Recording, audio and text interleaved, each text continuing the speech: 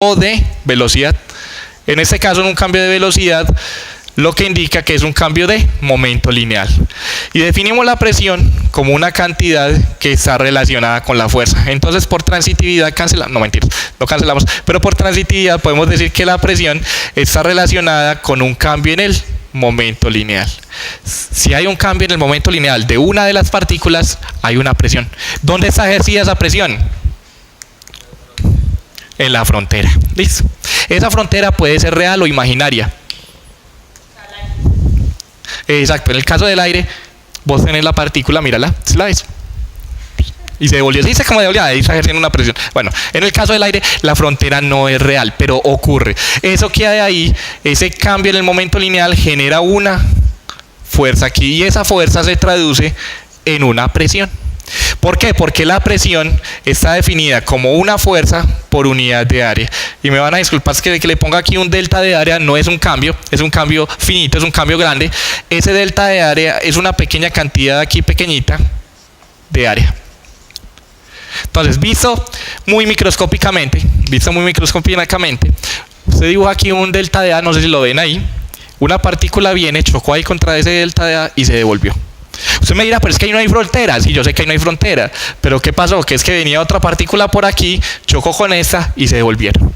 Básicamente, el cambio del momento lineal entre partículas dado por las colisiones se traduce en la presión de un fluido. ¿Listo? Ahí eso es para los gases, y entonces para los líquidos, ¿qué? Pues los líquidos, hombre, están más separaditos, ellos pueden colisionar, la misma cosa. Ahí entonces para los sólidos, ¿qué dijimos de los sólidos? ¿Fluyen? No fluyen. No, algunos sólidos sí fluyen. Sí, pero en el caso de los sólidos, entonces definiría la presión del vidrio en la parte la presión del vidrio en la parte de abajo. Esa del vidrio hay que responderla en la siguiente clase, en la siguiente sesión. Entonces, formalmente hay una definición para esto, pero esa definición la vamos a dejar para que cada uno de ustedes la analice. ¿Listo? Bueno, el tablero, definición de presión. ¿Listo? ¿Qué es la presión? Dado que este tablero es así, entonces yo vine preparado para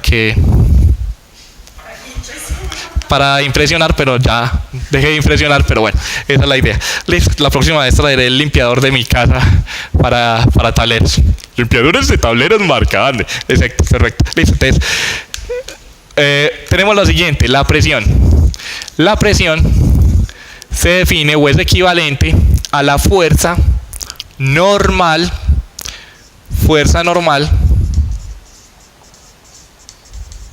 por unidad de área. Y esta área sería como un área transversal. Área transversal se refiere a un área que usted indica no va en la misma dirección de la partícula. Pues, o sea, si usted tiene una partícula moviéndose así, usted no va a tomar un área que vaya así, pues no tiene sentido. Sin embargo, esto necesita que sea muy conceptualmente claro. A lo que me refiero a fuerza normal, no es la fuerza normal la que se ejerce por una superficie, sino una fuerza que es perpendicular a la superficie por unidad de área. Le voy a poner aquí unidad para que quede aún más claro. Unidad de área transversal. Esto que da acá es una definición macroscópica, definición grande de la presión. Ejemplo. ¿Usted quién nada aquí? Nada. Natación. Profesionalmente. Pero sí normal. Listo. Ok. Resulta que usted cuando va más hacia abajo en la piscina, siente la presión. ¿Y usted qué es la presión? Usted la siente. Lo curioso es que aquí usted no siente la presión, ¿o sí? Aquí es natural, pero usted se mete dentro del agua y sí siente la presión. Claro, obviamente cuando usted está en el agua, esa presión, si ese es usted, es una suposición, es un modelo, lo que hace es que usted siente una fuerza de toda el agua sobre usted. ¿Listo? En el área azul. Pero la pregunta es, ¿en qué dirección la siente? Hacia abajo, ¿cierto? O sea, usted siente que le están hundiendo, o sea, que lo dibujé mal, qué pena de él. ¿Listo? Usted siente que lo están hundiendo. Usted lo están hundiendo. Porque es el típico caso de que si usted le pone, no sé si ustedes jugaron, ¿eso era qué? Cargamontón, ¿no? ¿Cómo era eso? Si era cargamontón, ¿cierto? Si era cargamontón. El pobrecito que quedaba abajo le tocaba tragarse a todos los que estaban encima, aplastándolo. Entonces, claro, es muy obvio. Ahí es muy obvio. Pero la presión no es eso, no se reduce solo a eso. La presión se ejerce en todas las direcciones. Entonces, lo mismo que hay hacia allá es lo mismo que hay hacia acá. La razón de ello es que si desde acá hay una fuerza, vos estarías debajo del agua quieta, y si la presión fuera en una sola dirección, entonces exacto, o te estarías cayendo o aquí te estaría yendo para un lado. Aquí obviamente, visto de manera real, sería algo como esto. Pues obviamente en todas las direcciones y demás. ¿Listo? Ahí está hablando de una Evelyn bidimensional. Pero las Evelyn bidimensionales no existen, serían tridimensionales. No, mentiras, no te molesto más. Correcto. Microscópicamente, ¿qué es? Choques de partículas. Hay choques de partículas aquí, evidentemente las partículas del agua chocan con su cuerpo, ahí está, todo perfecto, todo right. Me tengo que volver más actualizado para mis videos de YouTube. Listo. Perfecto. Eso significa que yo aquí estoy dando solo una proporcionalidad. Aquí me faltó otra cosa, ¿cuál sería? Si quiero ser más estricto. ¿Unidad de qué? De tiempo, ¿cierto? No la quise escribir porque no la queremos analizar, solamente quería mostrar la proporcionalidad en esta dirección, pero cambio el momento lineal respecto al tiempo, si es la fuerza. Entonces, algo así sería la presión. Entonces dice lo siguiente: un fluido sometido a la presión cualquiera ejerce una fuerza hacia afuera sobre cualquier superficie que esté en contacto con él. Esa es la traducción. ¿Listo? Eso es la presión. ¿Dudas, preguntas de la presión? Concepto de presión en 3 segundos. Sí, o sea, hacia afuera del fluido. Pues, si esta es la superficie, va hacia allá la fuerza. Porque cuando la partícula llega, se devuelve. Tercera ley de Newton. Entonces hay una fuerza en esta dirección y la fuerza de allá es sentida en la otra dirección contraria. Tercera ley de Newton explicada por cierta persona que es hombre con hombre, mujer con mujer, del mismo modo y en sentido contrario. Ok, listo. Ya lo habrán escuchado. Después ahondaremos al respecto. ¿Qué es la densidad de un fluido? ¿Qué es la densidad de un fluido?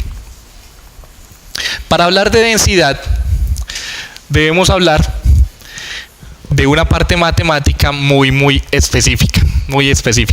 ¿Listo? Densidad de un fluido. O density, como me gusta a mí escribirla, density. Así toda, o sea, no mentira, no, pero sí, density. Se acostumbra a definir la densidad de masa. Ojo que esta es densidad de masa. ¿Y por qué la diferencia? Ya les voy a decir por qué la diferencia. La densidad de masa es diferente a la densidad de carga, que lo van a ver en física básica 2, ¿cierto? Ok. Y a otras densidades. Por ejemplo, la densidad que tiene que ver con fractales habla bastante de la densidad de masa. Esa densidad se escribe como una relación entre varias variables, entre la densidad, que se simboliza con la letra griega ρ, masa y volumen. En este curso vamos a hacer una diferencia, una gran diferenciación. Volumen y volumen en todos los libros lo cambian, lo varían. Pero yo voy a hacer lo siguiente. Volumen minúscula es velocidad y volumen mayúscula va a ser... V minúscula es velocidad y V mayúscula es volumen. ¿Cómo sabe que es mayúscula? Porque yo le pongo las cositas aquí. ¿Sí? Esa fue mi notación. Después de haber visto 50.000 libros, esa fue mi notación para encontrar las diferencias. Listo. Entonces, ¿qué es la densidad? Usted tiene un fluido cualquiera. Este es el fluido. Esperemos que se alcance a observar el fluido allá en la cámara por el tablero. Y ese fluido tiene unas partículas y las partículas se están moviendo en todas las direcciones. Yo siempre me he preguntado por qué cuando le ponen a uno a dibujar esto, uno casi siempre dibuja cosas paralelas, ¿cierto? Es como cuando usted le ponen a decir, usted tiene números de todo el mundo y los conoce, pues le dicen, ve, decime un número, y usted lo piensa, que es lo más curioso, usted nunca lo dice de inmediato. Aquí usted va a señalar o va a escoger una pequeña partecita que la va a llamar un delta de m. ¿Por qué delta de m? No es un cambio, no es masa final menos masa inicial, es una pequeña cantidad de masa. Y esa pequeña cantidad de masa está en una pequeña cantidad de volumen.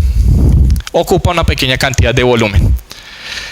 Ahora bien, ¿cómo definimos la densidad? Por lo general, o lo más usual, lo que se escribe es que la densidad, vamos a hacerlo con color rojo, más bien. La densidad es una relación entre masa y volumen, ¿cierto? Eso es lo que siempre nos han escrito y siempre nos han enseñado en el colegio. Contame. Sí, para el caso sí, es correcto. Solo que aquí todavía no he introducido la idea diferencial, te voy a decir por qué. Porque esto, primero, no es así del todo cierto. Realmente es una cantidad escrita de la siguiente manera. La densidad, y la volví a escribir en negrito, que es igual a la densidad rojita, es la misma pequeña cantidad de masa dividida la misma cantidad pequeña de volumen con una salvedad. Y es que esta va a tener un límite. Cuando ese pequeño volumen es más o menos de la misma dirección de un épsilon. Entonces, para todo delta existe un épsilon y vamos a... No, mentiras, no quiero recordar mis malos momentos. No, exacto. Para este caso lo que vamos a hacer es que usted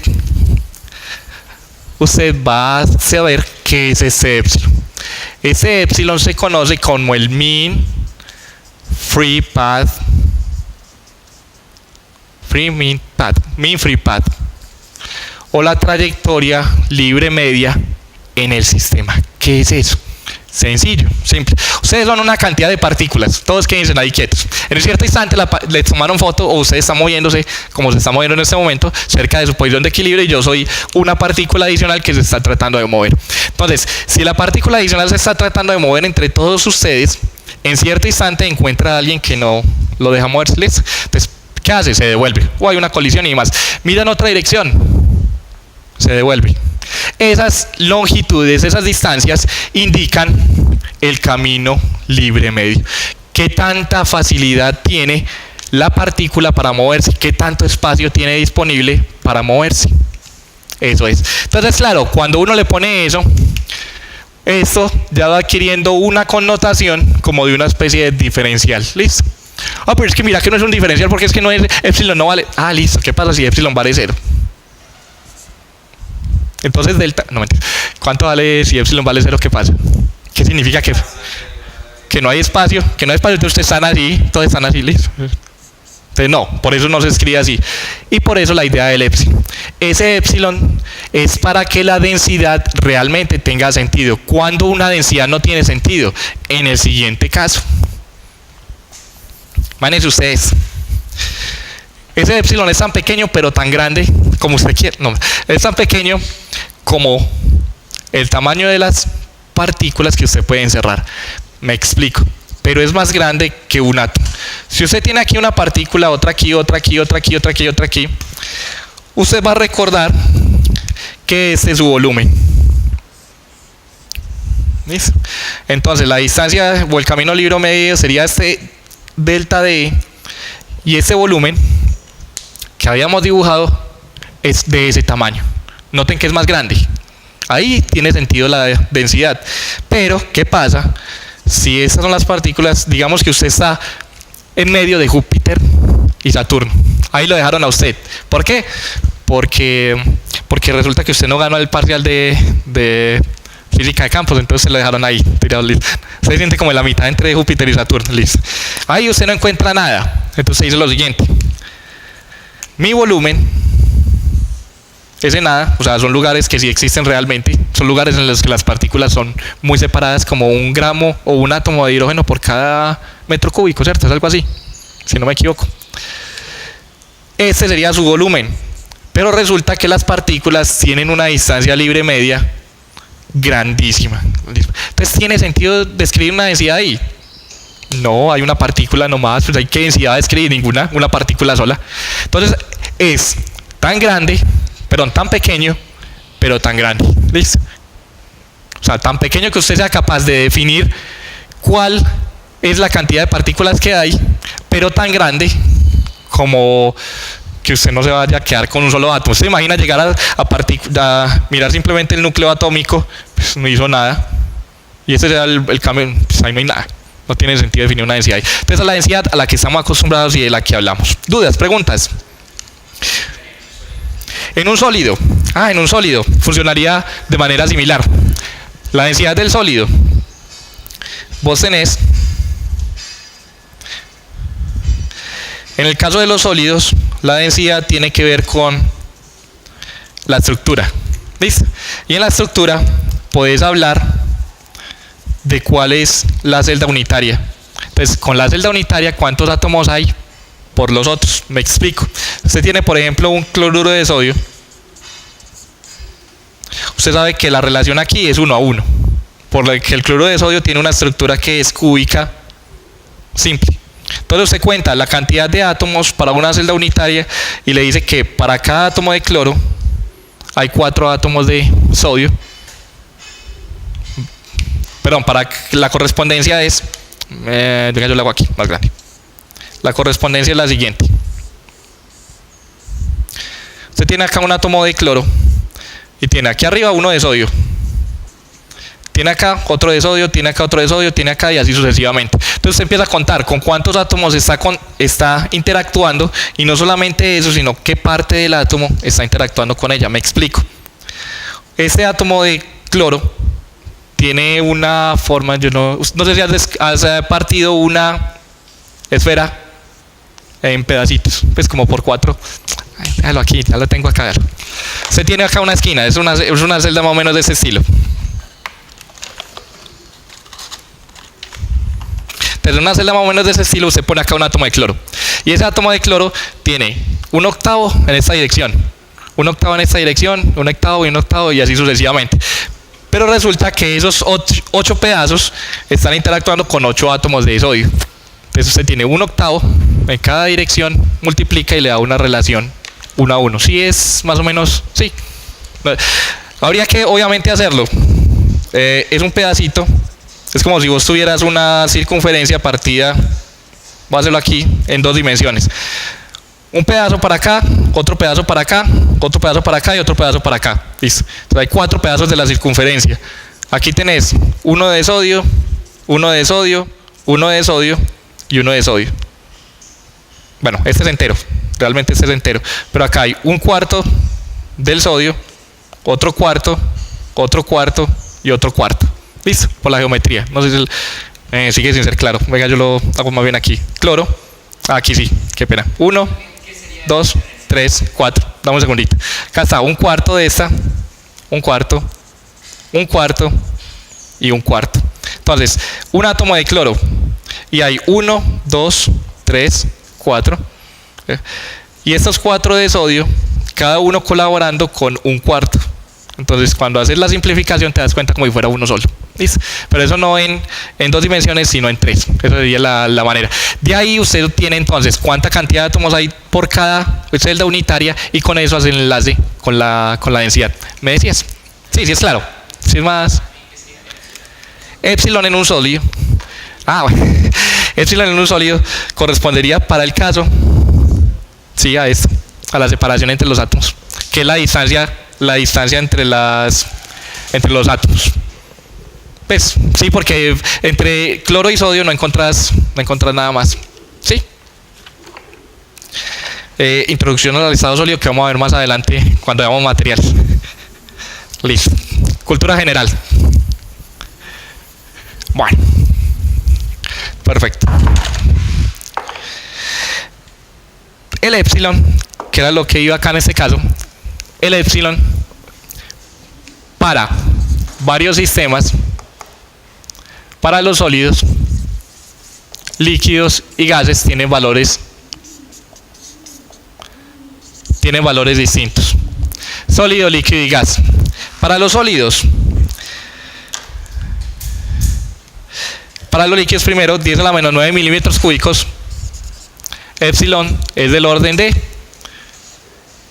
10 a la menos 9 milímetros cúbicos. O sea, es pequeñito.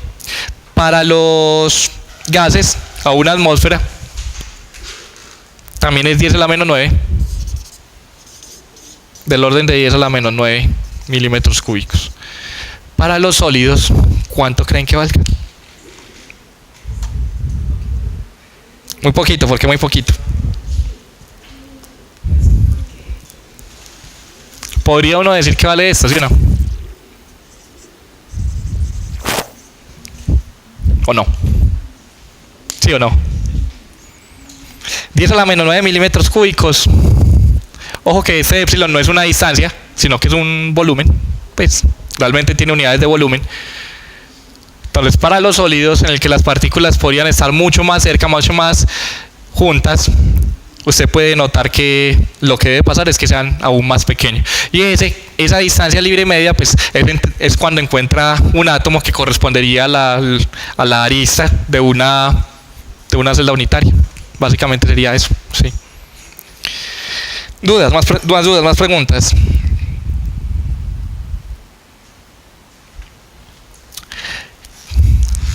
¿Qué diferencia hay? Y esta es una pregunta que hago entonces. ¿Qué diferencia hay entre un fluido como un fluido, eso lo llamaremos un fluido, llamémoslo así, que no es continuo, no continuo, y un fluido continuo? ¿Qué es un fluido continuo? ¿Cuándo un fluido lo puedo tomar como un continuo? ¿Cuándo no? Dadas esas condiciones. Pues las condiciones, las cantidades que acabamos de decir, de mencionar.